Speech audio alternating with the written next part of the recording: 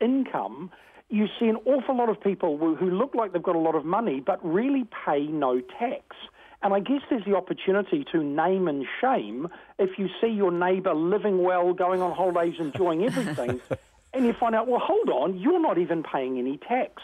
And there have been cases previously in a number of tax avoidance disputes where the court has made a point of saying normally when we refer to these cases it's the taxpayer versus the commissioner, but in this case we've got to say none of you pay any tax, so we're now just going to call you the applicants. The applicants. So does this mean that Google and Microsoft and Apple would have transparency under this Norwegian system as well? Do they've got transparency in Norway? We know what they earn over there? I did a little bit of research, Gary, in response to this topic, and the answer is yes. It's not only individuals, it's businesses and partnerships and trusts and estates, so it is absolute transparency. Now we're talking. Now I'm coming around to it. Yeah, yes, and the Norwegians seem to have got used to it. So, Gary, you might come around to it eventually. Are there any downsides? Well, the biggest downside, obviously, is the loss of privacy and the concern which Gary has identified that it creates envy and possibly Bob with his balaclava deciding to level the playing field for himself in the middle of the night. But there are also other benefits that effectively lenders would be able to see what borrowers are claiming. You're not relying upon their honesty. You can see it for yourself. And I guess if you're looking at some of the disadvantages, we know that these media people who obviously they're famous, and then if everybody else can see their income, they become doubly famous or infamous, as we saw recently with the BBC. Just human nature and prurience is, I wonder what someone better off than me is earning. But I mean, Balaclava Bob and, lock-picking Len are alive and well in New Zealand, aren't they? They know that there are a whole lot of people in rich suburbs and they burgle them quite regularly anyway, so maybe it wouldn't be worse. Well, I can't see that really would make a difference, because otherwise the rich list would itself become a how-to guide for most burglars. It's more likely to be that it makes people unable to hide in plain sight, in that people who live great lifestyles but don't contribute will be obvious to those around them, and maybe when they see their neighbours looking them up, apart from getting affronted by the loss of privacy, they'd also be able to say, oops, you've got me, and maybe paying a bit more tax would actually be seen and be able to be proven to be seen a good thing for society. And this is a big bugbear in New Zealand. So the last question, Mark, is do you think it makes Norwegians less likely to engage in tax avoidance or just outright evasion? Yeah, I think they would. We have an incredibly secret tax system. You don't know what everyone's income is. You don't know who IRD are looking at. You don't know why they're looking at them. And even if they're in dispute with IRD, the names of the taxpayers are secret. Very little about our tax system is known, and yet it's such a fundamental keynote basis of our society, and a bit more disclosure really can't do anyone any harm. Mark Keating, thank you for joining us. Mark. That works for me. I see tax disclosure and a gated community as the way forward for me. The point is, if you ran that as a political... yeah, it's not going to run well for you, is it? Not going to fly, you reckon? No. Okay, fair enough. The government, someone points out, has been collecting taxes from these older people all their lives, so we have a moral responsibility to ensure they're cared for. Yes, that's a good point. Very good point. Gary, lovely to have you on the panel again. Thank you so much. Good. Thank you, Paula. Thank you, Jim. Thank you, Gary. Good to talk with you. And Paula Penfold has been with us as well. Thank you, Paula. Thank Come you back for soon. having me. We are back tomorrow, and Checkpoint. Thanks, everybody. And Checkpoint with John Campbell coming right up.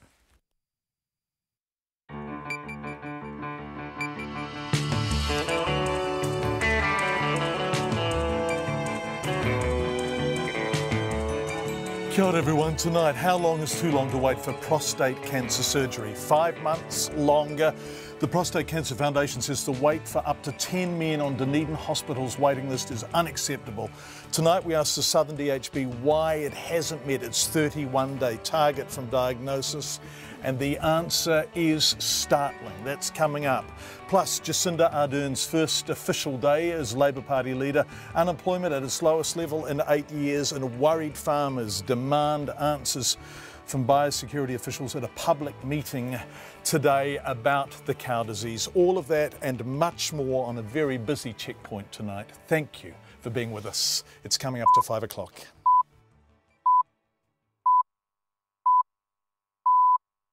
RNZ News at 5. Kia orana, good afternoon, ko Katrina Batten tēnei. A criminal law expert says manufacturers and suppliers of synthetic drugs could be charged with murder or manslaughter if deaths linked to the use of the substances are traced back to them. The police believe synthetic substances are responsible for the deaths of up to 10 people in Auckland recently. A criminal lawyer, Steve Bonner, says manufacturers could be found guilty of murder if they knowingly add poisonous substances to a drug and a person taking it dies. He says that's the same as for suppliers who then sell the drug knowing it would cause harm to others. There are a number of routes that you can get to either murder or manslaughter. If someone dies because of an unlawful act, and I would have thought, selling an unapproved synthetic cannabinoid and putting poison in it, for example, that's clearly an unlawful act. Steve Bonner hopes knowing they could be liable for murder or manslaughter will deter synthetic substance manufacturers and suppliers. Meanwhile, the police have seized 3 kilos of synthetic drugs in several raids across Auckland. 3 people have been charged with possession for supply and a 4th for possession. A new report puts the possible cost of Auckland's traffic congestion at nearly $2 billion a year. And business leaders who commissioned the study say politicians need to move faster to come up with answers. Our Auckland correspondent Todd Nile reports. The consultancy group NZIR says congestion just on weekdays is costing Auckland up to $1.3 billion. It says making the city congestion free, a goal it concedes is unrealistic, could be worth nearly $2 billion. The Employers and Manufacturers Association, which commissioned the work, says it's now more than a transport problem, but one of productivity. The Chief Executive, John Campbell, says decision-making and the planning processes mean big solutions can take decades, and more urgency is needed as Auckland continues to grow. In Auckland, Todd Nile. The Green Party says there is now a cloud over the Office of the Auditor-General and it's untenable for the Auditor-General, Martin Matthews, to remain in his role. Mr Matthews stood down in May as an inquiry began into whether he's fit for the job after details were revealed of a fraud that took place while he was in charge at the Transport Ministry. A senior manager, Joanne Harrison, stole nearly $750,000 over several years, despite staff repeatedly raising concerns about her with Mr Matthews. A parliamentary committee received the inquiry report several weeks ago and has met repeatedly to discuss the matter, but it hasn't made the report public or announced any decision. The Greens co-leader, James Shaw, says the integrity of the Office of the Auditor-General should be paramount. It's very difficult for him to continue in that role, given the Office of the Auditor-General is one of our paramount institutions and it needs to be maintained at all costs. James Shaw. A South Canterbury mayor is urging biosecurity officials to speed up their testing process for a new cow disease threatening the region. 150 farmers at a public meeting today called for urgent answers from officials about the spread of the bacteria Mycoplasma bovis. It's been confirmed on 2 of 16 dairy farms run by the Van Leeuwen group near Morven. The Mayor of Waimate, Craig Rowley, says the disease is a big deal for South Canterbury and the nation, and it's clear the Ministry for Primary Industries is struggling to get enough tests done. The new Labour leadership team has already ditched the party's Fresh Approach campaign slogan. Jacinda Ardern and Kelvin Davis have spent much of the day meeting with party officials on reshaping their election campaign. Ms Ardern says while they've been discussing some policy, mostly their focus has been about how the campaign will roll out. What we'll be doing on the road, what our tagline is likely to look like, what the vibe of the campaign will be. And so that 72 hours isn't just about policy, but yeah, we've got some work underway. Jacinda Ardern. The party will roll out new billboards in the coming weeks and says it has the money to cover that and new commercials and pamphlets. Kiwi Rail hopes to reopen its line from Picton to Christchurch, closed by the Kaikoura quake, to freight trains within a month. Movement caused by the quake twisted and broke the tracks and more than 100 slips came down on the line. Kiwi Rail plans to limit trains to night time initially to allow more repairs to be done on the tracks during the day. It says getting freight moving again will take 2,000 trucks a month off the alternate State Highway 1 route, which is struggling to handle the increased traffic. It's 5:04. To sport, and flanker Michael Hooper has replaced Stephen Moore as the Wallabies captain after the veteran hooker's decision to quit international rugby at the end of the season. Hooper's first assignment will be back-to-back tests against the All Blacks when the Rugby Championship kicks off later this month. Meanwhile, the All Blacks coach Steve Hansen isn't backing calls for neutral referees. South African Jaco Paper has been appointed to control Sunday's Super Rugby final between the Lions and the Crusaders. Paper controlled the semi-final between the Hurricanes and the Lions and was criticised for controversially sending off the Hurricanes' first five, Beauden Barrett, prompting calls for neutral referees. But Hansen doesn't have a problem with Paper's appointment. For big games like that, or for Lions series or World Cup finals or semi-finals, quarter-finals, you want the best people because it's a very hard game to ref. Then you want them to be consistent, and then you want them to ref what's in the rule book. And you get all those things right, then you have to accept what comes because they're going to make mistakes. Steve Hansen. Cricket Australia is on the verge of agreeing a new pay deal with the Players' Union, ending a long standoff. Cricket Australia says negotiations are at the final details stage after days of lengthy talks with the Australian Cricketers Association. The country's top 230 players have effectively been unemployed since the current agreement expired at the end of June. That's the news. Tonight on Nights, Motoko Kakubayashi reports in from Japan, where they're running practice drills just in case North Korea should send a missile their way. And bang!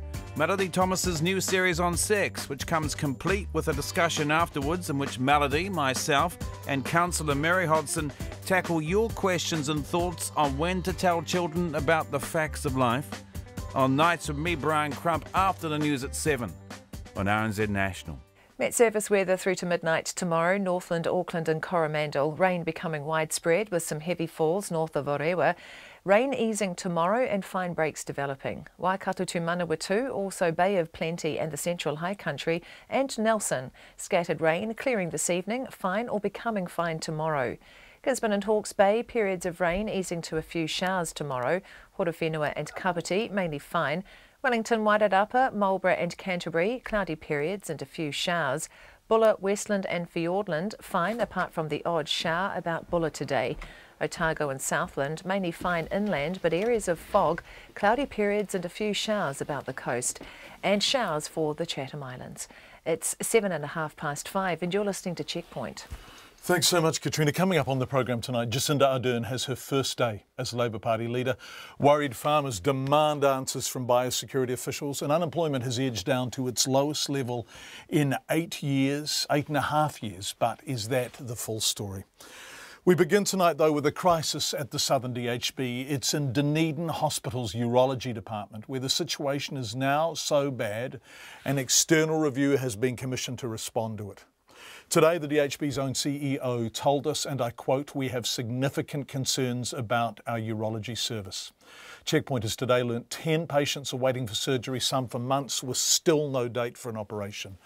When we went to the DHB, we were told, as you'll hear, these patients did not need to be waiting the extent that they have been.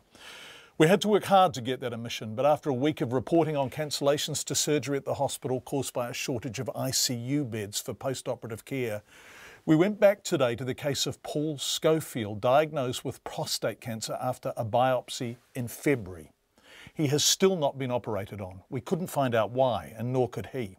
The silence was so puzzling, we went back to him today to see if he had heard any more from the DHB. No, I haven't heard anything from them at all. Do you have a date for your surgery? No, that's what frustrates me more than anything. There's just no plan, or apparently, they haven't got a plan at all to advance the case. They've just left it lie. So you were diagnosed in January. You presented your biopsy to the DHB in February. It is now August, and you have no operation date. No. Nothing at all, They, like I said, they moved very rapidly and I thought efficiently at the early stages, but it just then all stopped. Just and nothing. I haven't heard a thing from them. I wrote them a letter. I believe it's been received, but nothing's come back. No reply to your letter? No, nothing. I'm not the only one. Not just the cancer patients. I see that there was a lady in the paper yesterday who's actually looking to have her bowel removed for some medical reason, and a bag put on, and she's been on the waiting list. She went through the same procedure as me, completed her prior admission requirements August last year, and she hasn't even been given a date for her surgery yet. Now, that was in the paper yesterday, and I see also that the Chief Executive Officer is proudly letting everybody know in the Otago Daily Times that he has reduced the deficit from $22 million to $11.5 million, and I just ask at whose cost. Paul Schofield, still waiting for surgery. Graham Woodside is the Chief Executive of Prostate New Zealand.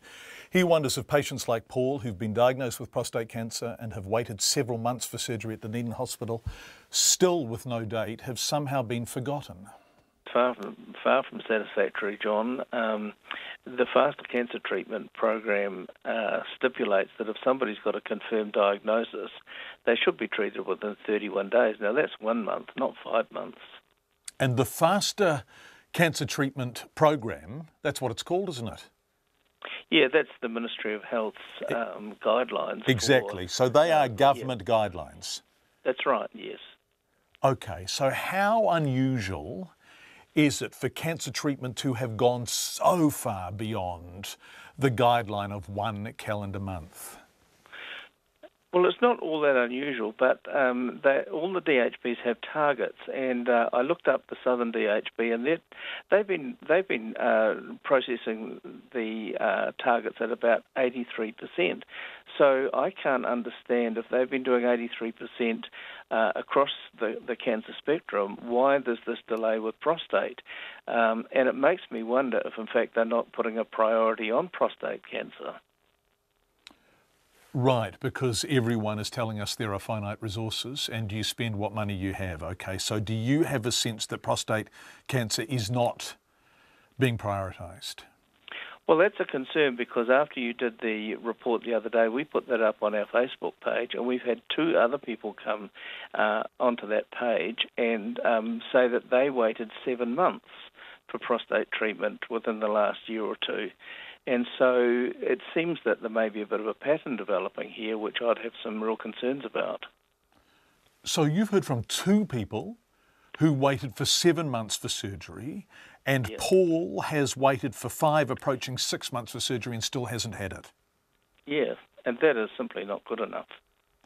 And the reason why it's not good enough, there's 2 reasons really. One is that in that time there could be spread of the disease. With prostate cancer, it is really critical that if they can at all, they can do the surgery, and they will usually only do surgery if the cancer is confined to the prostate gland. Once the cancer goes outside the prostate gland, then you've got a real problem in treatment, and the outcomes are far worse. And so, in 5 months, it's conceivable that the cancer could have developed outside the prostate gland. And Paul wouldn't know because there's been no subsequent testing. No, that's right. So they did the original biopsy. What did you say, back in February? Yes. And until they did another biopsy or they did an MRI scan or something, they couldn't actually see whether that had developed further until they actually go in and do the surgery. Are you the other reason why this is unacceptable is because once a person has had a diagnosis of any cancer, and I'm talking from the perspective of prostate cancer, it's incredibly distressing. And people go through, and not just the patient, but their families and those who are close to them, go through a lot of emotional distress about what the outcome of that diagnosis might be. And so to have somebody waiting for 5 months, or in the cases of these other 2 that we've heard about, 7 months, that's just totally unacceptable. Graham Woodside, the Chief Executive of Prostate New Zealand. Chris Fleming is the CEO of the Southern DHB. Now, unlike the Minister of Health, who has turned down every request for an interview with me on the DHB's position, he has made himself available. Last week we spoke to him at length about the shortage of ICU beds in Dunedin, but we didn't know the extent of the problem in the urology department until we returned to Chris Fleming today. We spoke about the hospital's budgets and beds, and you'll hear that part of the interview later. Then we turned to Paul Schofield and the prostate cancer waiting list. Is such a long wait for surgery satisfactory? No, we have significant concerns about our urology service at the moment, and that is why we have commissioned an external review in urology. I'm expecting the final report to be given to me within days. I'm talking about within a week or two, and I believe there are significant challenges that we have to confront within that service. And the problem is, whilst you're commissioning reports and waiting to find out what's going on and how you confront the challenges, people with prostate cancer aren't getting any better, are they? No, they're not, and I believe that the community has the right to expect that we do better in urology with the resources we already have, because I do not believe that service is running effectively at the moment. So what happens? We've got an expert to advise us on the steps and the actions. We will be making the report. Public, because we are creating a culture where, if there are issues, we will be open about what they are, and then we will tackle them. And a part of reducing the patients waiting, like the gentleman you mentioned, Paul Schofield, Yep, it must be a priority. Must be a priority? Why doesn't someone just operate on the guy? Because of the complexities associated within that particular service. What, you don't have the personnel? It's not functioning as effectively as it should be. What do you have a urology department? We do indeed. Do you have surgeons? We do. Do they have scalpels? I mean, I'm not being glib here. Yep. You've got a waiting list, we understand, of 10 people who have diagnosed prostate cancer, who have no, as far as we're aware, dates for their surgery. You have a man who had a biopsy in February who has prostate cancer, whose condition isn't getting any better. They have no sense of when their surgery is even going to take place. Now, you've commissioned a report, and I'm sure that will provide some answers. But in the meantime, if they're listening, what are these men to do? Look, I would prefer not to comment further on that service until the report has been released, and then I'll be happy to talk about it further. We're doing the report. We don't bring external resources in to investigate things if we think that everything is running well. We know there are some issues that we need to confront, and I'm determined to do that, but based on an expert, independent opinion of what we should be doing better. Chris, that sounds great, and I can absolutely sense that you are in an invidious position, but not as invidious as Paul Schofield, and not as invidious as the other 9 people waiting for prostate cancer surgery. Can't you send them somewhere else? Can't somebody say, actually, we'll sort it out once we get the report, but let's address the specific health of the specific individuals? Look, as I said, I would rather wait until we get the report. I do feel for these individual patients. I will look further into it, but as I said, we are committed to improving that service, and some potentially significant changes are required as to how it's working, because we believe that these patients did not need to be waiting the extent that they have been.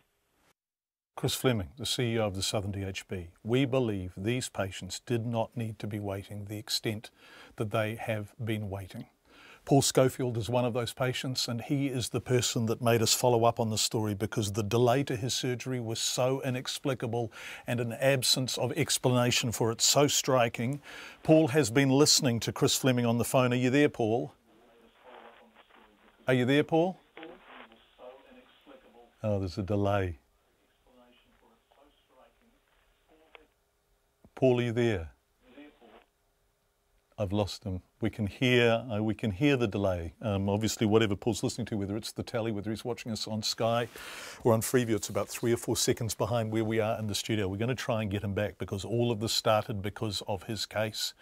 Such a peculiar delay. No explanation for it, no reason for it. We now know that there are real problems in the urology department at Dunedin Hospital. We'll get Paul's reaction later. The other story of the day that we have been looking for at length, of course, is coming up. Also, unemployment at its lowest level in 8.5 years. But what does that mean? More than 100 farmers demand answers from biosecurity officials at a public meeting today about this cow disease and much more. But let's go to the big story of the week. Obviously, Labor has ditched its election campaign slogan and the billboards have started coming down as the party moves quickly to reshape its plans under its new leader. The party's new leadership team of Jacinda Ardern and Kelvin Davis has spent much of its day in meetings as the September 23 poll looms. Here again is our deputy political editor, Chris Bramwell. Much of Jacinda Ardern's first full day in Labour's top job has been spent in meetings with party officials.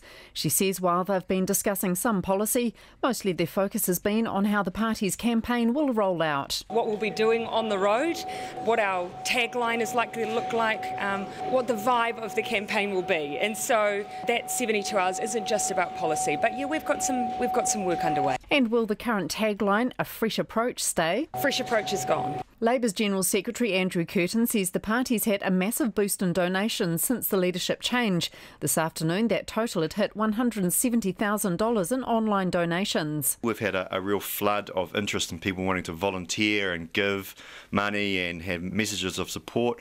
We're going to take a few days, just as Jacinda said, to regroup, think through some of the things that she wants to do. She said she wanted to stamp her mark on the party.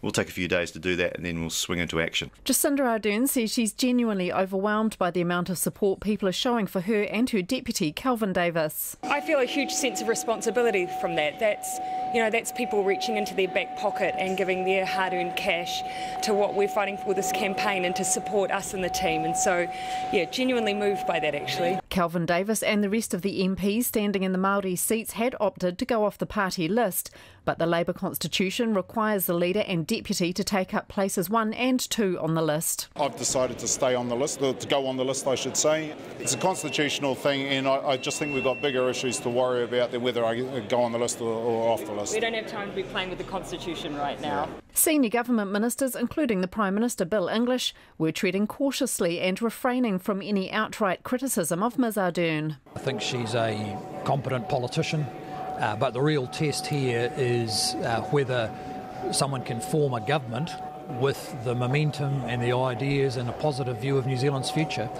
Oh, she's a politician in the Labour Party, recently elected as their leader. Do you think that she'll be a more formidable opponent than Andrew Little? I don't really have a view on that. I'm sure she'll do her best. Oh, I don't think it's for me as the National Party campaign chair to offer an opinion on that. I think that's for other people to do. But their colleague Nick Smith was keen to talk about the broader problems with Labour. I just think it's a bit desperate for the Labour Party, 7 weeks out from a general election, to be making changes in leadership and changes in policy positions. That the business of government is serious. Opposition is about spending time and developing a plan. In the 24 hours since Ms Ardern's election, National's been taking a careful approach to the new Labour leadership team, avoiding any direct criticism. But that's unlikely to last too long as the campaign heats up. A te witi whare parimata mō te hōtaka o te ahiahi nei, ko Chris Bramwell ahau.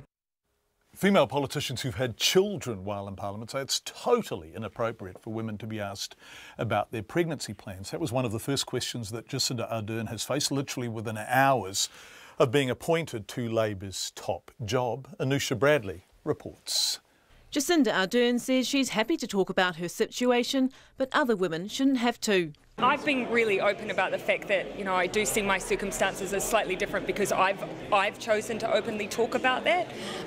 But my point is, Kelvin's point is that in this day and age, that doesn't mean that any other woman should be open to those questions. Her deputy, Kelvin Davis, was less diplomatic. No, I just think it's a sexist, stupid comment to make, and it's just, there's no place in it in 2017 to ask a woman, those sorts of questions. Labour MP Carmel Sepuloni agrees. It shouldn't be a conversation that every woman has inflicted on her, particularly going into a new job. It is actually unacceptable. The MP for Hauraki Waikato, Nanaia Mahuta, who's given birth twice during her time in Parliament, reckons these kinds of questions are unfair. It's not as if when a man gets into a position of responsibility, they get asked, are you going to have another child? There's an imbalance there. Catherine Rich was probably the person that I looked to when she had children serving as a minister, and she was in the front bench. I thought that was great, and then it just showed that anything's possible. Former National Minister Catherine Rich, who had 2 children as an MP, declined to be interviewed. She quit Parliament in 2008 to spend more time with her family. Former Finance Minister Ruth Richardson, who also had 2 children while in politics, also declined to be interviewed, but said in an email, the key question is, would the issue be raised if Mr A was the new leader? So, what do male politicians think about the baby questions? Politics is tough on families, it's tough on relationships, and people who are out in the public eye, I think, benefit from a bit of support rather than questions that are really only about their private business. It's actually illegal for potential employers to be asking that. The choice to have children or not is a very private and personal decision for anybody, whether you're a politician or someone who's working or someone who's not working. That is entirely up to you. No one's even asked whether I have children or whether having children's had any impact on my ability to do my job. It hasn't, and no more or less so than it would for a man or a woman. There's a real double standard here. No men are ever asked whether they can do a job because they have families, and no woman should be asked that question either. We all have to work our way through our family relationships, so it's a question I get often asked, very often in the community, but no, I wouldn't want to be making comments on. No, I don't think it's appropriate to judge her on that, but look, I'm a male politician, get asked that all the time, including by you right now. I've been the subject of attack by people for not having kids, and I think it's pretty disgraceful behaviour, really. Not only is it disgraceful, but the Equal Employment Opportunities Commissioner Jackie Blue says it's also illegal. For Checkpoint, Anusha Bradley. 5:26, you are with Checkpoint on RNZ. More than 100 worried farmers demanded answers today from biosecurity officials at a public meeting about the cow disease Mycoplasma bovis that's been found in South Canterbury. They want to know about the tightness of the quarantines, the flow of information, and most of all, when they will know which farms the disease has spread to. Our Otago Southland reporter Ian Telfer has attended the meeting. 150 farmers filled the Papakayo Hall near Oamaru today seeking answers. Kevin Malcolm, who raises calves from across the North Otago region, is worried he might be inadvertently spreading the disease. But the Ministry for Primary Industries couldn't reassure him, saying it won't know until the tests come back and it doesn't know how long that'll take.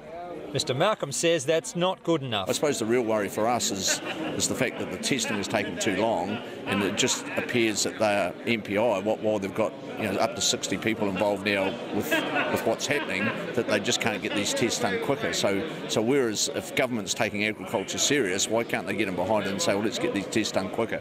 The disease has been widespread in many countries, including Australia, for decades, and New Zealand was one of the few without it.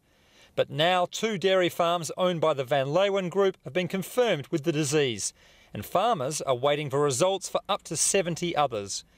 A Ministry specialist animal investigator, Tom Rawdon, admitted it's taken time for the testing labs to gear up. The lab has had to get into a test they only had a few of, because we don't expect huge numbers. They've got up to speed with doing large numbers now, so things are going to get busy and we're going to be starting to get good results out of the system.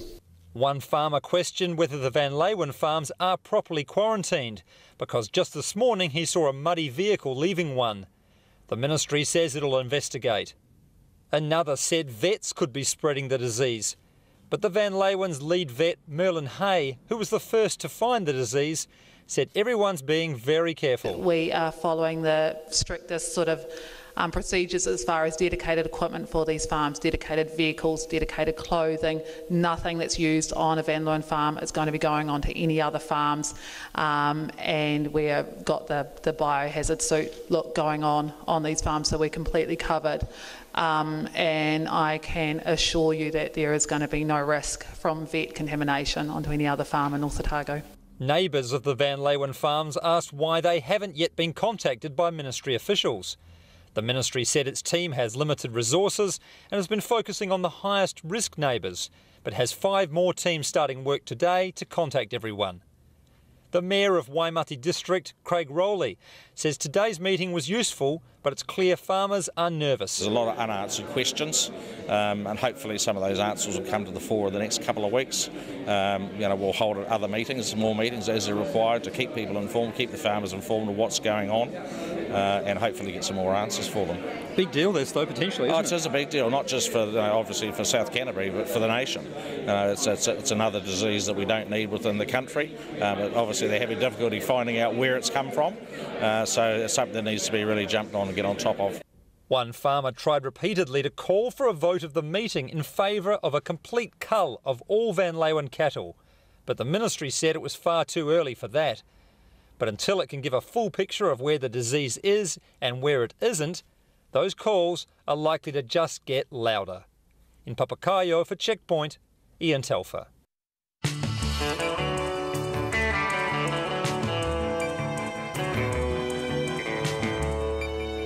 You're with Checkpoint on RNZ. Coming up on the program, more from the Southern DHB boss, Chris Fleming, on why his hospital has not used the private Mercy Hospital for elective surgery since June 30. They have used it in the past, and it is an option that's available to them when their beds are full. For the first time, Queenstown outstrips Auckland for the highest average house price nationwide. Nona has business, some labour market data coming up.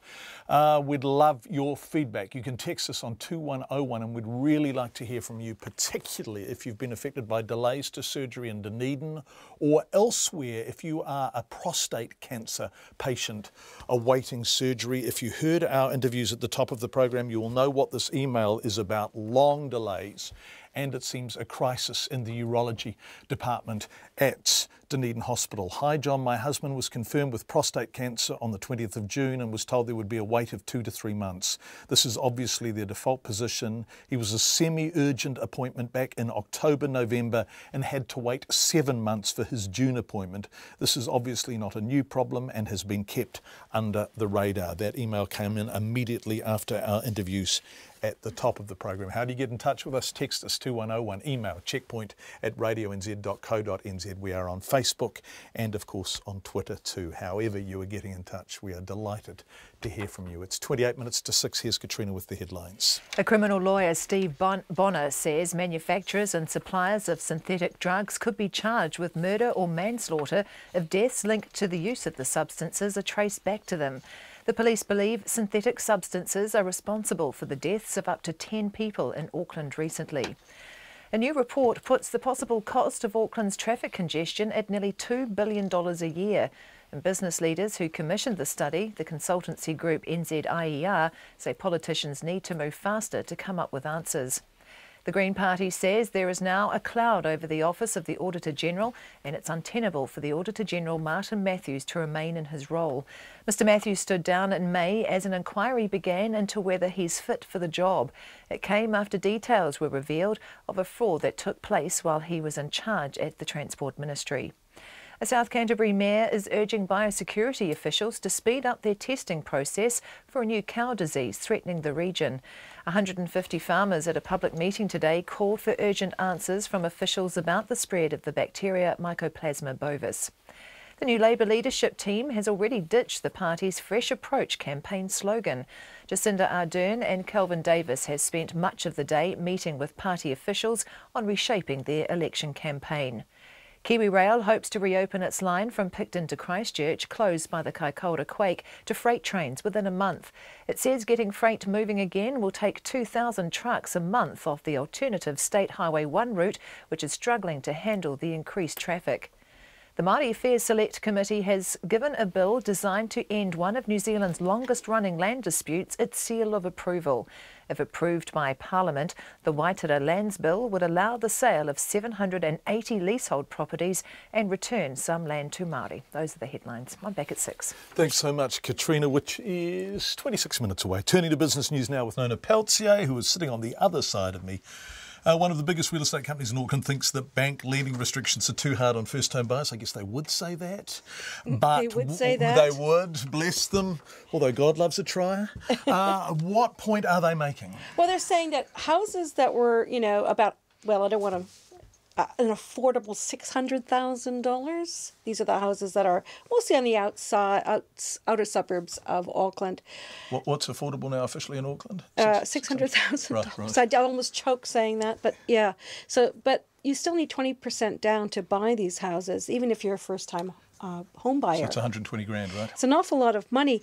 And the thing is, the sale of those houses has dropped substantially in the last few months, just 4% in recent months compared with the past when they were about a quarter of the firm's sales.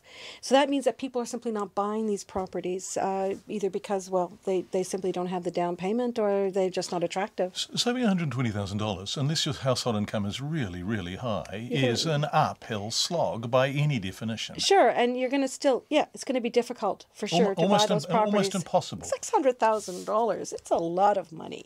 So it's not surprising that we're seeing that house prices overall have been slowing in the main centres, and I guess we're going to hear a little bit more about how they're going to... Master of the segue. Yeah, that's coming up a bit later. Yeah, thank you. Right. We're going to talk about labour market data too. Yeah, excellent. Not only can you segue into later stories, you can also ask your own questions. Go, Nona. Okay, labour market data. So we had some new information on, just how the market's going, and what we found was, of course, not surprising, unemployment has fallen, but what was surprising was employment growth has slowed quite a lot, more than the market was expecting. And that drove the New Zealand dollar down quite a big whack. And the reason why is with the labour market the way that it is right now, there's no pressure on the Reserve Bank to raise interest rates. And so while economists had been thinking that, the Reserve Bank is going to raise interest rates sooner than later, in fact, it looks like it might be a long time before we see that. And that has really shown itself in the markets today. We've seen the share market reach a new record high. So you would expect it to go up if interest rates aren't going anywhere. Exactly, because where are you going to put your money? So our market is at the top end. We reached a record high of 7,748. So we rose 19 points. That's about 0.25%. But overall in Asia, the markets have been really strong because Apple shares have been rocketing up to, sky high levels too. So the markets are very happy with that. So overall, the tone is in an upward movement. At the same time, our dollar fell as a result of the idea that the Reserve Bank will not lift interest rates sooner than people were hoping that the Reserve Bank would. So our dollar fell to 74.3 US cents. That's still pretty strong. And 93.4 Australian and 56.2 pence. Nona Peltier, thank you so much. We really appreciate it. We're going to continue with some of the stuff that Nona's been talking about, and it's the unemployment figures. They've edged down to their lowest level in 8.5 years, largely because of people giving up looking for work. Official figures show unemployment fell to 4.8% of the June quarter, the lowest level since December 2008. The improvement was largely because of a fall in the number of unemployed women. Looking at this, here is our reporter, Rachel Graham. Unemployment has fallen to its lowest level since before the global financial crisis, with 10,000 fewer women classified as unemployed, which means actively looking for work. The Council of Trade Unions says that's nothing to cheer about, with wage inflation remaining subdued. The labour cost index rose 1.7% for the year, with the public sector outpacing the private sector. Its president, Richard Wagstaff, says it shows real pay rates are falling behind the cost of living. That kind of unemployment rate keeps wages low. The migration settings keep wages low, but as well as all of that, the employment relations system keeps wages low because there's no real system of bargaining. Most people just get what they're given. Most people don't get to negotiate in union in New Zealand because we have this system of the Employment Relations Act, which is heavily weighted in favour of employers and away from workers, and hence we're not getting wage growth. We're not getting to share the gains of the economy and sharing the gains of our work. ASB Chief Economist Nick Tuffley says the headline unemployment figure doesn't tell the full story. How we got there wasn't quite what we expected. What we thought would see is a stronger growth in employment and a stronger lift in the number of people seeking work. What we've seen is a slight contraction in jobs and a drop in the share of the working age population who are out there looking for work. Nick Tuffley says wage growth has stayed muted. We are likely to see that over time as the unemployment rate falls a little bit further and as skill shortages get a little bit more acute. And also now that headline inflation is a lot higher than what it was over the last few years, that will also influence the wage negotiations and budgeting that people have. But right here, right now, there's not a lot. And that does mean that the Reserve Bank won't be anticipating a spurt in inflation coming through driven by wages just yet. Wages for women grew more than for men in the year to June, with average hourly rates increasing by 2.4% for women, up to $28.03. Men's average hourly rate increased by 0.9% to $31.82. The unemployment rate for women fell to 4.9%, the lowest it's been since March 2009. Michael Barnett, who chairs Diversity Works, formerly the Equal Employment Opportunities Trust, says the acceptance of flexible workplaces is helping more women into the workforce. Flexibility is no longer the exception, it's becoming more of the rule, and good employers know that if they are going to be able to get the people that they want, they're going to have to be flexible in the hours, the terms and the flexibility that they provide for employees. New Zealand's working age population now sits at 3,801,000 people, an increase of 0.5%. But it's the first quarter since September 2015 that employment growth has lagged population growth. For Checkpoint, this is Rachel Graham. Let's go to Venezuela, where 2 opposition leaders have been jailed in a fresh blow to the opposition after the weekend's controversial election of a new political body with absolute powers to strengthen the hand of the government. The United States imposed sanctions on President Nicolas Maduro yesterday, calling him a dictator for running the election of a constituent assembly that the opposition boycotted. Now it seems the president is moving quickly to increase his grip on power. The BBC's Katie Watson is in Caracas. Antonio Ledesma screams for help as he's taken away in his pyjamas by the Venezuelan intelligence service. There's panic while someone else yells that Venezuela is now a dictatorship.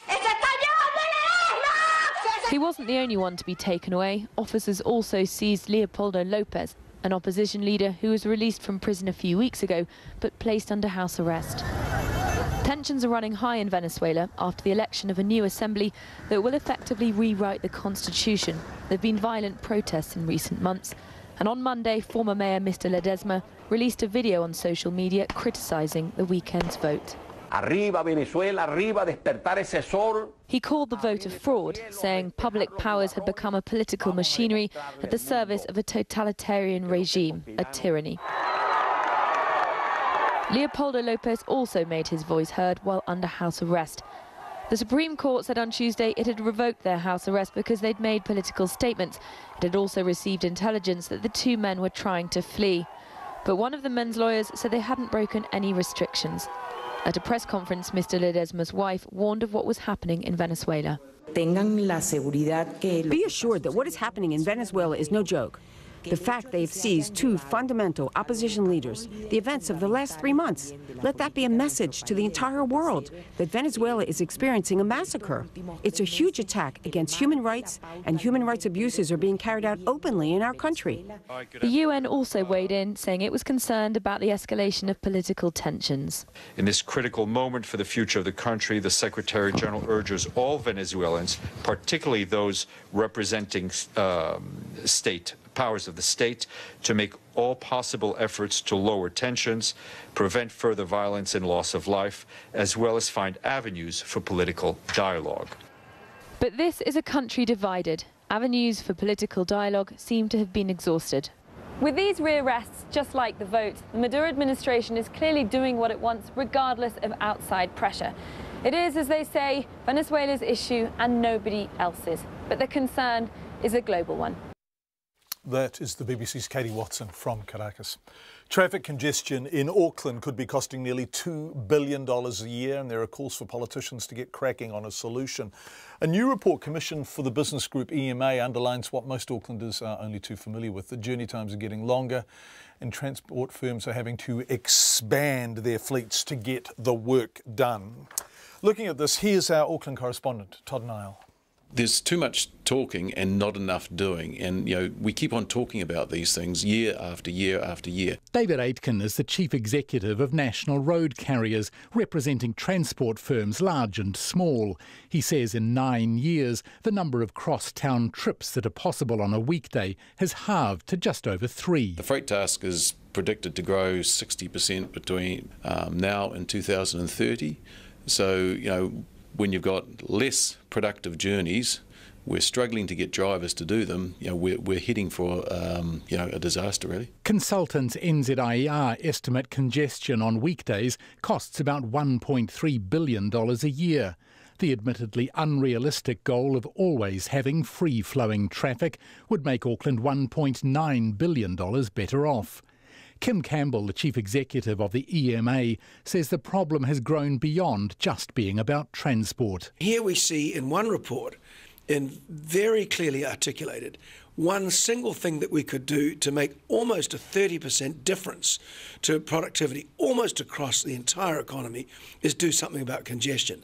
So it's money being left on the table. Mr Campbell says decision-making and the legislated planning processes means it takes too long to make any progress. Endless traffic studies, endless engagement, endless court battles, and only by serious, almost martial law government intervention, actually getting any serious project done. The Auckland Council and the government are working on devising a list of projects the region needs and when they might be built, as well as new ways of funding such as road tolling. But Stephen Selwood from Infrastructure New Zealand says the recently opened Waterview Tunnel took more than 2 decades to realise, which doesn't bode well for Auckland's rapidly growing population. Another 1 million people, if you can contemplate that sort of painstaking decision-making process to meet that huge demand, we are going to be in severe strife. So if it's costing us $1.5 to $2 billion today, what's it going to cost us into the future? Auckland Council economists have taken their own look at possible solutions. The chief economist, David Norman, says many businesses could make changes, such as shifting their working hours. In terms of location, some businesses have to be in certain locations because they're serving a population base that's right there, so retail, for example. But other businesses could be located in other parts of the city, and that means that their workers don't get trapped in that move straight to the CBD every day. Senior economist Harshal Chitali says boosting public transport and taking measures to reduce road use have to be part of the mix. We've seen that building more roads, international studies have shown that the concept of induced demand means that simply adding more lanes to a motorway, eventually the number of cars on the road and the number of kilometres travelled by people just catches up with that added capacity. And so those new roads get backed up pretty quickly as well. NZIER says it hopes its new estimates will be a clarion call to lift research and policy making.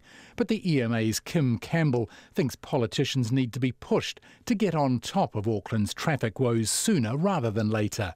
I tamaki makoro mo te hotaka o te ahiahi, ko Todd Niall tēnei.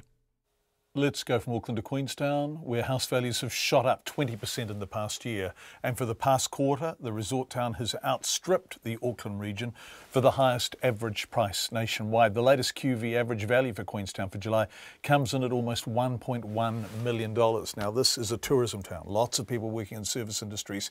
And for many locals, affordable housing is now totally out of reach. Lydia Anderson filed this report.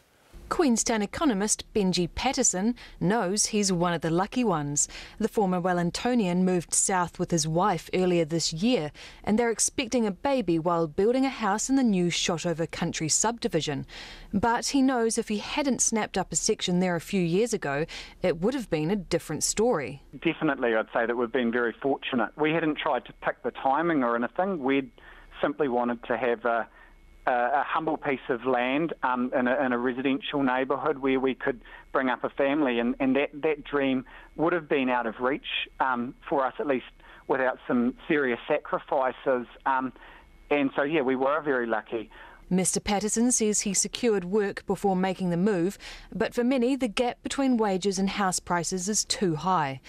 Lawyer Michael Walker also made the big decision to uproot. He and his wife moved from Auckland in 2015 and bought in Arrowtown, where they preferred the village atmosphere. We saw numbers that we thought were pretty reasonable for kind of a 4-bedroom, 2-bathroom home, or 3-bedroom, 1-bathroom homes, and we kind of looked to purchase in the winter of 2015, and we were lucky there too. And at the time, people thought we were a bit mad about what we paid, but hindsight's a wonderful thing, and a couple of years down the track, we're pretty comfortable with our decision now. He says they paid between $700,000 to $800,000, but he's not sure if they'd be able to afford to move to Arrowtown at current prices. Bailey's Real Estate Queenstown Executive Director Stacey Coburn says the market isn't putting out-of-towners off moving to Queenstown. We are seeing quite an influx of Aucklanders come down here who perhaps also interested in the schooling and lifestyle in part, but with young families who predominantly moved into the likes of the country, which is anywhere in the vicinity of sort of 8 to mid-800s, and also another neighbouring region called Lake Hayes Estate. The new Shotover Country Primary School role has more than doubled since it opened in 2015. QV National spokeswoman Andrea Rush says Queenstown is also globally considered an attractive place for people wanting a holiday home. There's a lot of interest from Australians looking for holiday homes. There's a lot of interest for overseas people looking for holiday homes in Queenstown. And we also have New Zealanders looking for holiday homes, New Zealanders looking for investments, all people that are not resident in Queenstown. And we do know that, about a third of property in Queenstown at any given time is empty. But for locals with low-paying jobs, it all means that owning a house in Queenstown is, for now, an unaffordable pipe dream. Queenstown Lakes Community Housing Trust Chief Executive Julie Scott says she has 460 households on a waiting list seeking rental or ownership assistance. That number is increasing every month. We're not seeing it back off at all, so it gives you an indication of, I guess, the severity of the problem, not just in terms of affordability to buy a home, but in terms of finding a place to rent. The Queenstown Affordable Housing Task Force Chairman John McDonald today announced his team has come up with a range of potential solutions, including the possibility of trust-held land being leased to homeowners for a nominal rent or non-bank lending arrangements for home buyers through investors. He says the task force is also trying to find ways to free up more land for housing developments. For Checkpoint, Lydia Anderson. 8.5 to 6, 7 Greenpeace activists tonight remain chained to pipes and machinery at the construction site for the Central Plains Water Scheme. They're opposed to the Mid-Canterbury irrigation scheme, which they say will mean more pollution from dairy farms. Police have banned supporters from delivering supplies and have urged the activists to leave before temperatures drop sharply overnight. Earlier today, I spoke with Greenpeace activist Alex Green, who's been chained to a digger since 3 a.m, and asked her how long she planned to stay. So we're willing to be here for several days if need be. The most important thing is that the country actually pays attention and our critical thinkers and actually look at this issue and realise that our waters are more precious than short-term money gain. And actually we have a huge facility to bring about some really positive, tangible change to look after our landscape and give farmers an opportunity to be at the forefront of really awesome, sustainable ways of doing their practice. Now, the problem is that Conan, our reporter who's there pointing a camera at you, is at about 50 metres away, I think, and no one can get closer, right? So supporters, people who might bring in food and water, no one can get beyond that point that the police have effectively put up a kind of block. So you're very much on your own there. Yeah, it's a little bit isolating. It takes a lot of patience and mental preparation, but myself and all the other activists here are more than willing to make that sacrifice because, it means that it's our future, and it's our children's future, and it's our grandchildren's future, and it's our ability to advocate for things that some people who can't be out here, who can't necessarily use their voice in the same way, where they're being able to represent them as well. So I'm more than happy to sit in the cold and get a wet bum and be rained on if it means that I'm going to bring about tangible change. Who have you got next to you? We can see two of you in the distance as I look at the shot. Yes, I have my beautiful friend and activist Ayla here with me. She's travelled from Christchurch. We are in Christchurch. She travelled from Hamilton to be here because, just like me, she's really passionate about it. Can you pass the phone over to her? Can you reach her? Most definitely. Hold on, we can see you. I can see you moving in the distance. Yes, so gracefully. Yeah, you're a speck with something blue between you both. I can see the phone going across. Ayla, it's John Campbell. Are you there? Hey, John, how are you going? Well, good. Better than you, I think, because I'm not chained to a digger in the middle of nowhere with no food and supplies able to get to me. Why are you there, and why have you come from Hamilton to be there?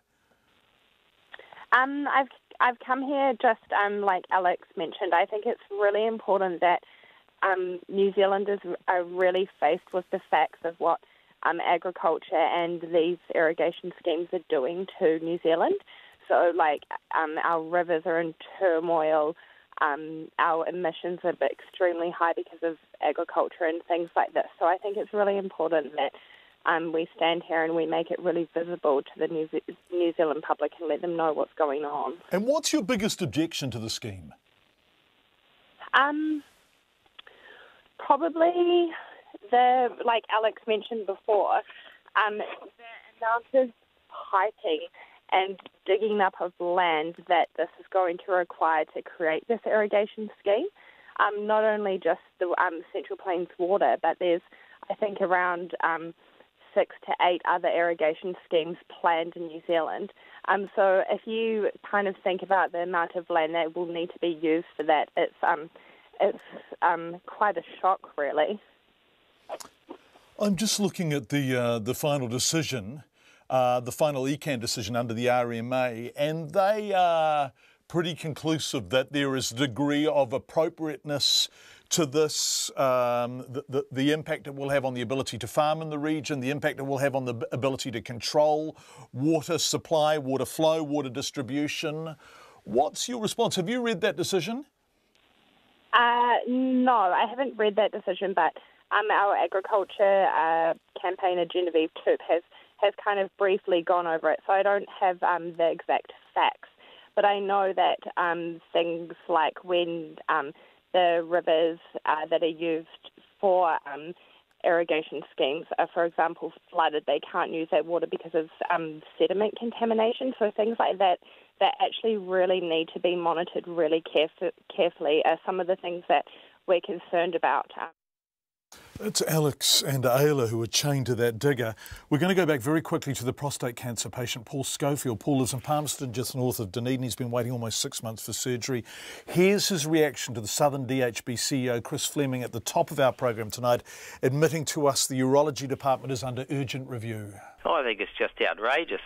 I actually think it's incompetent, and I think it's dishonest, absolutely dishonest that they've been hiding this from the people concerned for all this time. I just wonder when this commission of inquiry was set up. Was it yesterday after you guys spoke to him? You know, it's just absolutely outrageous. I also wonder whether his attitude would change if it was him or a member of his family that actually was suffering from this problem. And the other thing, you know, the government, of course, can't hide behind the fact that there's no board in this instance, because they removed them and put a commissioner in to run things. So he's probably got a pretty tight hand on the funds that are available. So the CAO is trying to do his job and probably can't, because there isn't sufficient funds for him to carry on with his duties. And I think that's just disgraceful. I also think that the minister, who's refusing to take calls from Checkpoint, is a coward. This situation is it's just unacceptable. It's obviously a failure in the system, and whatever happened to ministerial responsibility? It's one other thing I'd like to say. You've got a perfectly good private hospital there that's got the facilities and the gear to do it. So this is purely and simply money. It is nothing more than that. They have saved $11.5 million of their deficit by cutting back and putting people's lives at risk. I wonder what a coroner would have to say about that man that died because he was unable to get his heart surgery. And I certainly don't want to be in that category because of the incompetence of a group of people. And that's, I'm sure, those other people who are affected just like I am feel exactly the same. And I know that my family are very angry about this. So, I leave it to him. I think that the CEO, if he was a man of honour, if he understood that he was affecting people's lives to this point where people were possibly going to die because of the inactivity or the lack of funds to carry out the duties that he's required to do, he should resign. But he hasn't got the courage to do that. He's hiding behind a commission, and I think that's outrageous. That's Paul Schofield, who is a prostate cancer patient, although he's not getting any surgery at Dunedin Hospital. We should say we've been trying to talk to the Minister about the big issues at Dunedin Hospital since last week. Nothing. RNZ News at 6. Ngā mihi nui, good evening. Ko Katrina Batanaho. A criminal lawyer says manufacturers and suppliers of synthetic drugs could be charged with murder or manslaughter if deaths linked to the use of the substances are traced back to them. The police believe synthetic substances are responsible for the deaths of up to 10 people in Auckland recently. The lawyer, Steve Bonner, says manufacturers could be found guilty of murder if they knowingly add poisonous substances to a drug and a person taking it dies. He says that's the same for suppliers who would then sell the drug knowing it would cause harm to others. Mr Bonner hopes knowing they could be liable for murder or manslaughter will deter synthetic substance manufacturers and suppliers. Meanwhile, the police have seized 3 kilos of synthetic drugs in several raids across Auckland. 3 people have been charged with possession for supply and a 4th for possession. Business leaders are calling for more urgent action on Auckland's growing traffic congestion after a new report put the annual cost at up to $2 billion. The report for the Employers and Manufacturers Association says getting rid of congestion on just weekdays would save $1.3 billion. The Chief Executive of National Road Carriers, David Aitken, says the number of crosstown trips possible in a day has been halved in 9 years and growth will make things worse. The freight task is predicted to grow 60% between now and 2030. So, when you've got less productive journeys, we're struggling to get drivers to do them. We're heading for, a disaster, really. David Aitken, head of National Road Carriers. The Health Ministry has apologised to its minister over an error that led to $38 million from the budget being incorrectly allocated to district health boards. The Director General of Health, Chai Chua, says he fully owns the error made on his watch and accepts in full the recommendations from an independent investigation into the error. The investigators' report identified 6 lessons learnt and has made 4 recommendations to ensure the mistake is not repeated. Mr Chua says his focus is now on putting those recommendations in place. The Southern District Health Board is bringing in outside help to figure out how to make Dunedin Hospital's urology department work better. At least 10 patients are on a waiting list for prostate cancer surgery, some for months with still no date for an operation. The Health Board's Chief Executive, Chris Fleming, told Checkpoint this isn't good enough and significant changes are needed. We have significant concerns about our urology service at the moment, and that is why we have commissioned an external review in urology. I'm expecting the final report to be given to me within days. Chris Fleming of the Southern DHB. The new Labour leadership team has already decided to ditch the Fresh Approach campaign slogan. Jacinda Ardern and Kelvin Davis have spent much of the day meeting with party officials. Here's our Deputy Political Editor, Chris Bramwell. Jacinda Ardern says while they've been discussing some policy today, their focus mostly has been about how the party's campaign will roll out. She says the Fresh Approach slogan has gone and Labour is working on a new tagline. The party will roll out new billboards in the coming weeks and says it has the money to cover that and new commercials and pamphlets. The party says it's received more than $170,000 in donations since the new leadership took over. Ms Ardern says she's genuinely overwhelmed by the support and feels a huge sense of responsibility that people are donating their hard-earned cash to their campaign. Atuiti whare Pārimata, ko Chris Bramwell aho.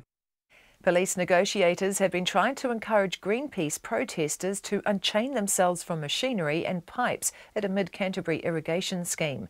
The 7 attached themselves to the equipment at 3 o'clock this morning. They're opposed to public money being spent on the scheme, which they say will allow more polluting dairy cows to be farmed on the plains. A Greenpeace spokesperson says the police have been talking individually to its activists to warn them of the danger of hypothermia and heart attacks if they remain on the construction site any longer. The spokesperson says at this stage the plan is to remain there until this evening at least, but safety is paramount and the weather is being monitored constantly. A top American drug enforcement official has criticised President Donald Trump for telling law enforcement officers not to be too nice to suspects. Mr. Trump suggested to officers that as part of a tougher approach to suspects, they do away with practices such as protecting the head of someone being put into a patrol car. The acting director, Chuck Rosenberg, has sent an agency-wide email to remind his agents of their core values, including accountability, diversity and integrity. It's 6:05. To sport, and the newly appointed Wallabies captain Michael Hooper may have long been groomed to take up the role, but says he's still happy to take advice from his predecessor, Stephen Moore. Moore announced last month he was retiring from international rugby at the end of the year, but would be stepping down from the captaincy immediately. Hooper, who's 25 and has played 68 tests, has previously led the side throughout 2014 when Moore was injured.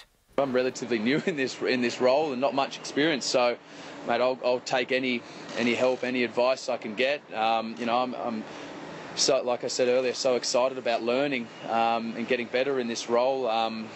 There's a lot of good times ahead. Michael Hooper.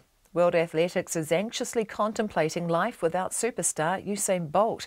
The head of the sport's international governing body, Lord Sebastian Coe, says Bolt's a genius and has had as big an impact on athletics as Muhammad Ali did on boxing. Bolt, an 8-time Olympic gold medalist, will retire after the World Champs, which begin in London this weekend. And Coe admits his departure poses problems for the sport. What we're going to miss is not the possible improbability within the foreseeable future of somebody winning 3 Olympic Games back-to-back or breaking a clutch of world records. It's the personality. And we do want athletes with personalities. Sebastian Coe. That's the news.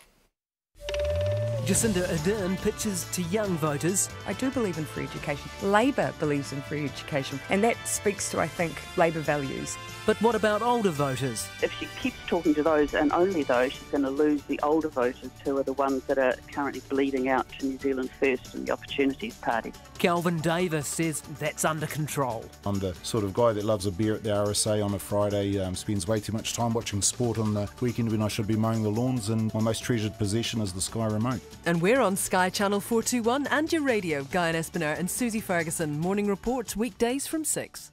Then on 9 to noon, why a complaint about failings in care at a rest home owned by a major provider is being taken to the Disputes Tribunal.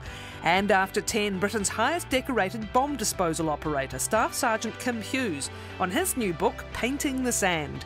Join me, Catherine Ryan, on 9 to noon after Morning Report on RNZ National. Met Service weather through to midnight tomorrow, Northland, Auckland and Coromandel. Rain becoming widespread with some heavy falls north of Orewa. Rain easing tomorrow and fine breaks developing.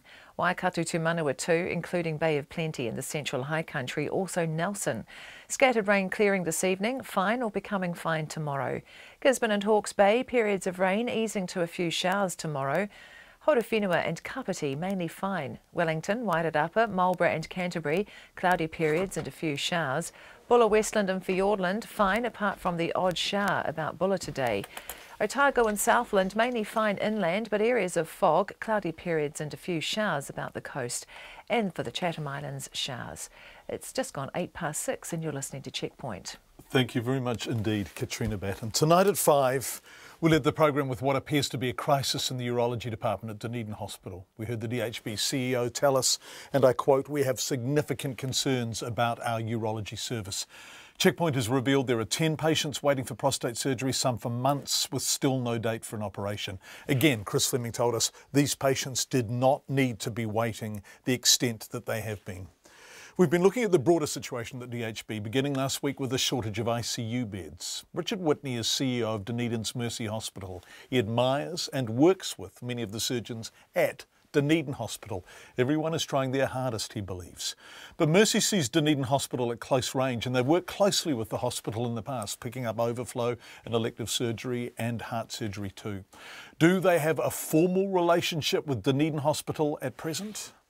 At the present time, we do not have a formal relationship with the Southern DHB. In the past, we have had arrangements of a general nature, which would typically not be explicit around either patient type or patient volume.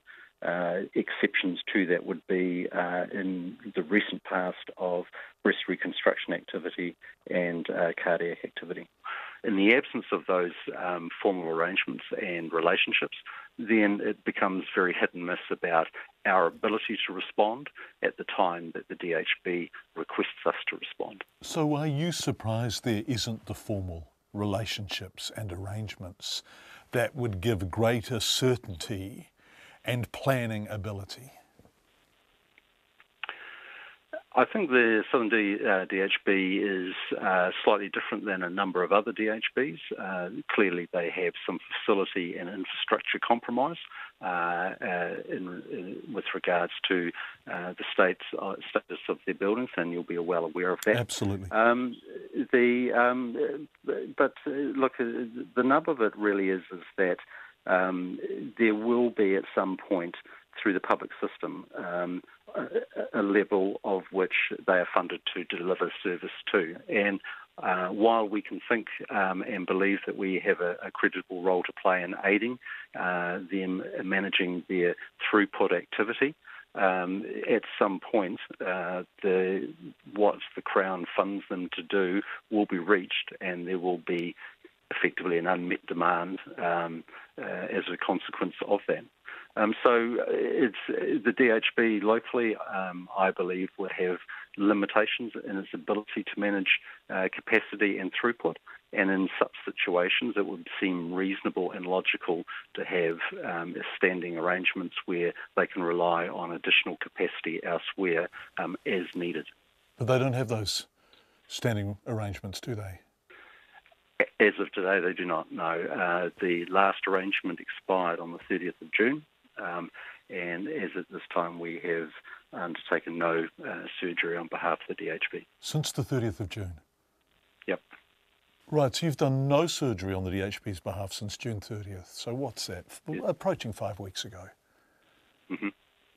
And you have no formal bookings from the DHB that are actually timetabled, theatres set, ready to go?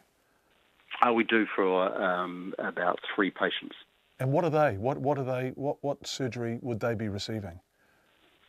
One is cardiac, or in fact 2 cardiac, and a third one is a plastics case. Right, and the cardiac team, the surgeons, would be the same surgeons who would perform the surgery at the Southern DHB, right? At Dunedin Hospital. They're the same people, aren't they? The majority of our specialist staff are shared between the public and private sectors. And so why would the surgery be done at Mercy as opposed to Dunedin Hospital if it's more or less the same people doing it? Is that the ICU issue, is it? For cardiac, that is the core driver. Right, the lack of ICU beds. So the surgeons are good to go and the theatres are available. It's just the post-operative care is the issue, and that's what we keep hearing, right? Yes. Richard, can we talk about the patients that you do see? And I guess there are 3 categories, right? Mercy see patients who can just pay. Mercy sees patients who have medical insurance and the insurer pays, and you see people who, as we have been discussing, are referred to you from the public system, and the public system pays. Now, is there a difference? Have the people who have come to you from the public system and who have waited longer for their surgery been in worse nick? Is their condition sometimes materially worse? Certainly, we have experiences of exactly that. And it falls really on the basis of thresholds. There is what is known as a clinical threshold, where an assessment has been made that an individual would benefit from some form of clinical intervention. And then that is balanced by the financial threshold, which the DHB applies, of what they are funded to provide. Typically, the financial threshold is higher than the clinical threshold. So in the private sector setting, we would see patients that are closer to the clinical threshold than the DHB ones that have waited longer because of the financial threshold. And as they wait, their condition deteriorates during that period, so that people who are coming to you from the DHB are in worse nick than people who are able to come directly to you because they can afford to pay for private surgery? On occasions, without doubt. Is there a crisis at the Southern DHB, at Dunedin Hospital, in terms of their ability to cope, given the very small number of ICU beds available? Look, again, I wouldn't use the word crisis. There are certainly challenges.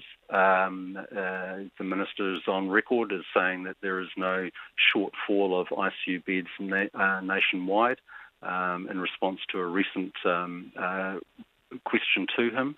But look, an organisation that is under financial pressure, an organisation that's under facilities inadequacies and shortfalls, and an organisation that's facing an ever-increasing demand with limited resources is always going to be an organisation under stress. And that's the Southern DHB and Dunedin Hospital you're talking about there. I would certainly use the word stress. Whether it's a crisis or not, I think, is about how long it will continue to go down that track. At some point, a long-standing stressful situation will become a crisis.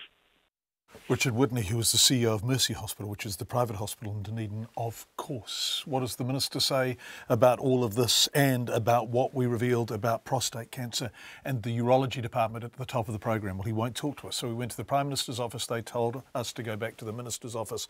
Still nothing from Jonathan Coleman. However, late this afternoon, I spoke again with the Southern DHB CEO, Chris Fleming, who does front. He does make himself available. We've already run some of that interview talking about what does appear to be a real crisis in the urology department. We ran that at the top of the program. It is now available online. Chris Fleming reiterated, as he did last week, that it wasn't unusual for the hospital to be running at capacity during winter and that it was recruiting and investing to increase its ICU capacity from its current maximum of 8 beds, 10 by next August. I asked him if the hospital still had the fallback position of sending patients to Mercy when they needed to. We do indeed use Mercy Hospital for elective activity across the year as our capacity allows. And indeed, we use Mercy Hospital at times for cardiac cases, as we've already talked about. Right, so you've been full. There are particular demands on you over winter, and you have Mercy as a fallback position, but you haven't used Mercy at all since June 30th. Why not? We need to make sure we are not mixing the two issues up. We've been doing production planning for the year in terms of making sure that we are able to deliver our elective targets in excess of 13,000 procedures across the year, and we have plans in place. Those plans do require us to use some elective capacity outside of our facilities, and we will use them. Chris, I'm so sorry. I don't understand that answer.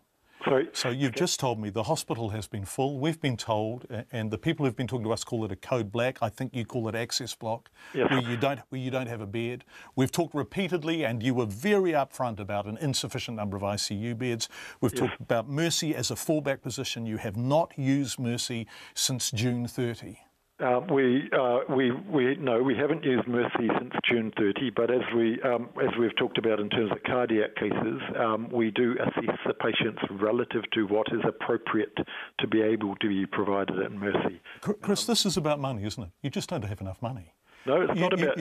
And you have just announced a deficit reduction down substantially to 11.5 million, which I'm sure satisfies KPIs. You also are operating under a commissioner appointed by the Health Minister, Jonathan Coleman, in June 2015, who was sent in when the board was sacked with the intention of reducing the deficit. You don't. And this must be a terrible position for you, but you don't have enough money, do you? Look, I would never say no to more funding, because health can always use more resources. But we have had funding increases, and we are delivering more work across Southern DHB than we ever have. That's numerically, isn't it? So you're doing more operations. But we're doing more operations, we're getting more presentations. Absolutely, but you and I both know, and I'm sorry to interrupt, but this is an important point of clarification. You and I both know that substantively, the numbers that you are relying upon there to say that you are doing more operations are at the more minor end of the scale, and the stresses and strains and cancellations and frustrations are about more serious operations. But the cancellations about the more serious operations have largely been attributable to failure to invest in the appropriate infrastructure over many years. More money will not solve it. We are investing in redeveloping the ICU, and as I've mentioned earlier, previously, we've invested in more ICU doctors, nurses, resources for the unit. We cannot physically develop the capacity faster, but we are considering a plan about flexing how we're using our capacity. We're going to be looking at increasing the ICU bed numbers, as I talked about in previous interview. Yes. And we are also, the plan also says how we will use both inter-district flows in terms of other hospitals across DHBs and also the private capacity. Is there anything you'd like to say to the Minister, who we are desperately trying to talk to? Because I have a sneaking suspicion you are absolutely stuck between a rock and a hard place. Is there anything you would like to say to the Minister or the Ministry or Treasury about the KPIs that are driving you, the pressure on you to reduce your deficit? Would you like some of the pressure to be eased off? Would you like to be able to spend more money on medicine? Well, look, I'm really pleased about how we're working with the Ministry and the Minister at the moment around getting to the point of making decisions about a sustainable future investment in our facilities. And I would never say no to more resources, but every DHB around the country would be quite happy with more resources, but we're getting more funding put in year on year. And it is our job to deliver in a prioritised way. We should be in a better position with the state of our facilities than we are in, and we are all working together to resolve it as quickly as we can. It's Chris Fleming, the the CEO of Southern DHB, who does front for interviews 6:21. We're getting an enormous amount of feedback on the interviews we did with Chris Fleming and a prostate cancer patient at the top of the program tonight. In short, there does appear to be a crisis in the urology department at Dunedin Hospital, long delays for surgery after cancer diagnosis, months and months, and still, in some cases, no date in sight. What is going on there? Well, there's a report to find out. Hi, John. Fascinating. Synthetic stealers may be able to be prosecuted for murder. What about health boards like Dunedin withholding treatment? Can they be prosecuted too, says John. Hi, John. Re prostate cancer. Where is the accountability in Dunedin and government? Meanwhile, tax cuts are floated. Interest rates are very low. What is the obsession with surpluses and deficit about? Regards, another John. We're a dime a dozen Johns. Let's give a little page going for Paul, says Val. How can doctors continue to work at Dunedin Hospital urology department knowing patients are not being treated? Don't they take an oath? Asked Maggie. And a sad indictment on political government health policy and a region associated with the foremost medical university in the country, a health minister with doctor in his title, but where patients are simply considered to be only clients, not even being given an opportunity to be herded to a private facility, nor even a distant urgent care facility. And finally, this makes me weep and scream and grind my teeth at the unnecessary frustrations felt by those needing urgent surgery. So much feedback on this tonight. We really appreciate it. It's 23 minutes past 6. Is it acceptable for Labour's new leader to be asked whether she plans to have new children? Jacinda Ardern had been in the job just a few hours before the subject came up. So, in 2017, is that okay? Here's Laura Tupou. Prime Minister Bill English, himself a father of 6, reckons it's not okay for Jacinda Ardern to be asked about her baby plans. No, I don't. I think it's entirely her business. Politics is tough on families, it's tough on relationships, and people who are out in the public eye, I think, benefit from a bit of support rather than questions that are really only about their private business. ACT leader David Seymour agrees, but the 34-year-old told reporters it's not just women who get asked those questions. No, I don't think it's appropriate to judge her on that, but look, I'm a male politician, get asked that all the time, including by you right now. When was the last time someone asked you that other than me right now? It was a journalist on Sunday from the New Zealand Herald. Jacinda Ardern's Labour colleague Chris Hipkins says there's a double standard and it's a question that no one should be asked regardless of their gender. No one's even asked whether I have children or whether having children's had any impact on my ability to do my job. It hasn't, and no more or less so than it would for a man or a woman. National MP Chris Bishop has been tarnished with the family brush in the past after Labour's Trevor Mallard called him out for not having children. Mr Bishop says questioning whether someone is going to have children should be off limits. I don't think it's legitimate. People have kids or don't have kids for lots of different reasons, and I've been the subject of attack by people for not having kids, and I think it's pretty disgraceful behaviour, really. When the Green Party co-leader James Shaw was asked, he refused to answer. You know it's not okay to ask, and I know you know that, so I'm not going to answer the question.